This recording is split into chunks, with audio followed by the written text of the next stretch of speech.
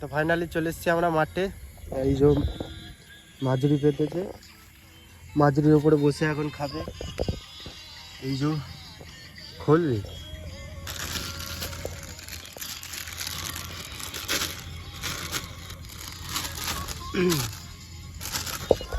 আগে আমরা 8-9 জনে থাকতাম, 3-4 প্যাকেট করে নিয়ে আসতাম, 3-4 প্যাকেট মানে সন্ধ্যেবেলায় নিয়ে আসতাম, দিয়ে 8টা-9টা অবধি খেতাম, দিয়ে আবার বাড়ি চলে যেতাম। আজকে 4 জনে আছি, আবার এসছে। এই যে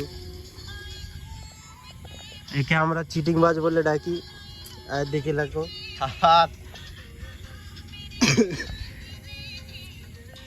খুলেছে, এখনো খাচ্ছে না, ভিডিও করেছি বলে, নালে ওই আগে হাত মারে।